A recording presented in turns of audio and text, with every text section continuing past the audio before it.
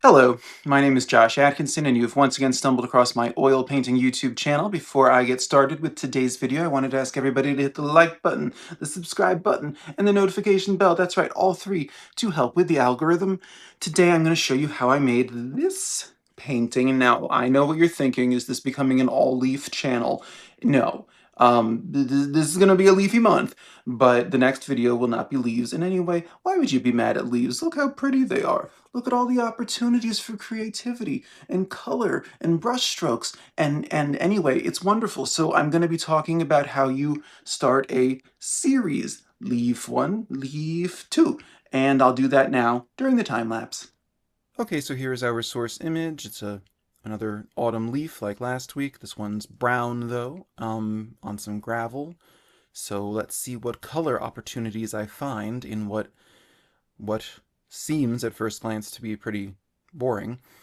Um, I'm going in with yellow ochre because it is the like Swiss Army knife of oil painting, I swear. I just end up using it in so many more ways than I expect to. But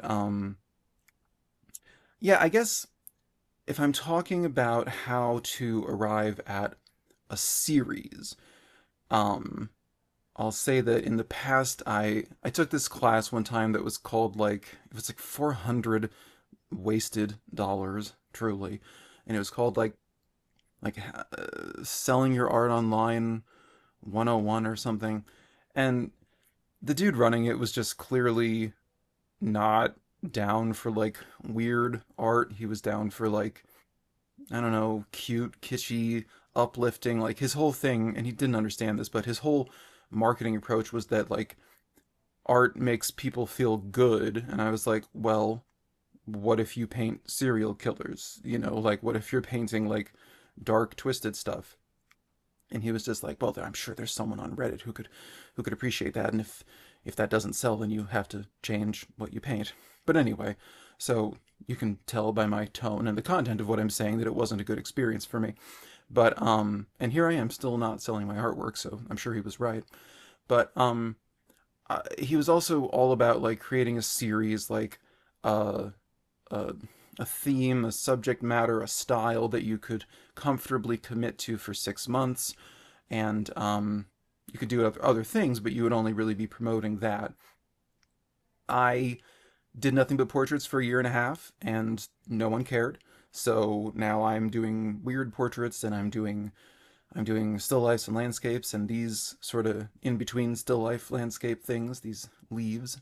Um, Basically, how did I arrive at a series that felt organic? I did it by getting frustrated with other things. The pressure of painting a portrait, and my goal with my portraits that you can see in the background is to move toward abstraction but still communicate the likeness um, effectively.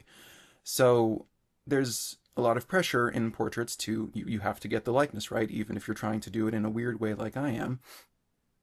So I'd been sitting on these photos of leaves from my front yard and driveway for like 5 months, because all of these rocks that I'm painting, the gravel, the grass in last week's painting, it seemed very complicated. It seemed like there were so many ways that it could go wrong, but ultimately it's there isn't the standard of perfection, the standard of does it look like this person? Like people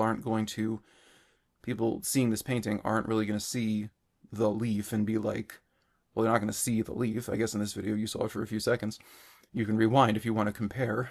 Remember to hit like and subscribe if you're going to put in all that effort too. But it doesn't really matter if it doesn't look like that precise leaf. I'm just using leaves, and this past week I started working with flowers as well as a way to explore creativity. So this leaf that started out as yellow ochre, I I I incorporate like lots of magenta, some purples. Obviously, I still go in with browns, which are for this purpose just basically a dark orange. Like burnt sienna is just a dark orange. Here I've made my traditional black out of burnt umber and ultramarine blue. The rocks, when I looked at them, with my little viewfinder, like my little square piece of cardstock that I cut a hole out of. I put that up against the source image sometimes because that isolates it. It removes context, and so you just have to say, like, is it red, yellow, green, orange, blue, or purple? It has to be some version of that. It can be a light version, a bright version, a dull version, a dark version, but it has to just be one of those six. So the rocks ended up being blue, which was a surprise to me. Um, I think I'm in the third sitting now. But through that same approach, the ground ended up being green to me. So I've got some good green in there now. I do knock some of it back with dark orange, um, which isn't exactly the complementary color, but it felt right. At a certain point, I'm a big believer in rules and learning like complementary color theory, but at a certain point, you can begin to see where it isn't going to work. And I can't explain why complementary color theory doesn't always work, but if you know the rules well enough, then you can depart from them and do it successfully. The dark orange of burnt sienna was the right thing to add to the green, even though the complement of green is red.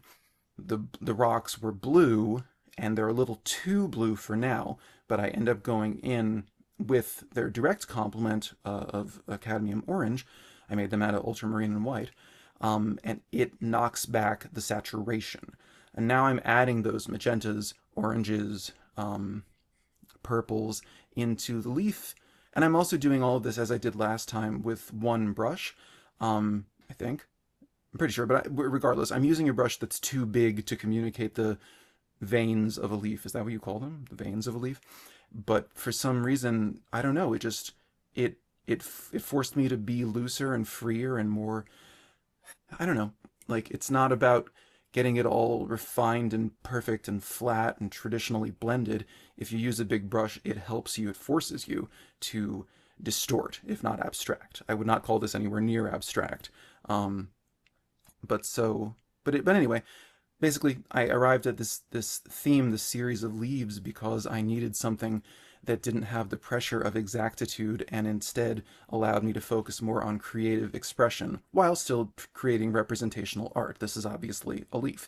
Those are obviously rocks. Anyway, so that's that. This is an 11 by 14 inch oil painting on a canvas panel.